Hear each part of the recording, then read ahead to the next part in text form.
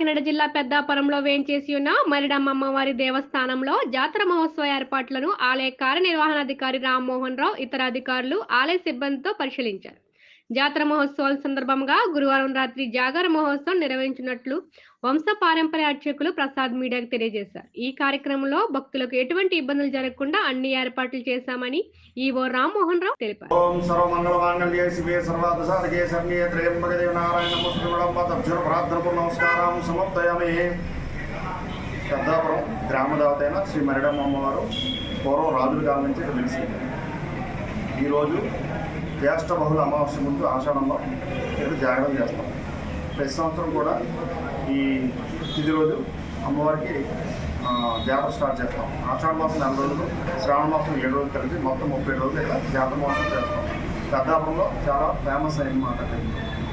ఈ 30 రోజులు మన జాతరమే కాకుండా దేవత సంబరాలు చేస్తారు. ప్రతి వీధులు లక్షల్లో ఖర్చు పెట్టి కోళ్ళు మేకలు కోసుకుని నైవేద్యాలు పెట్టుకొని అమ్మవారికి ప్రీతికరంగా సంబరాలు చేసుకుని తెల్లవారులు సంబరాలు చేస్తాం. దాంతోపాటు ఈ సంవత్సరం లాస్ట్ ఇయర్ మోడీ గారు మన్ కీ బాత్లో అమ్మవారి యొక్క ప్రాముఖ్యత తెలిసిన తర్వాత కూడా చాలా ప్రాచుర్యం పొంది చుట్టుపక్కల గ్రామాలే కాకుండా బయట వేరే జిల్లాల నుంచి వేరే స్టేట్ నుంచి కూడా వచ్చి అమ్మవారిని కోసం అడుగుతారు. ఈ విధంగా ఈ జాతర ఫేమస్ అయింది.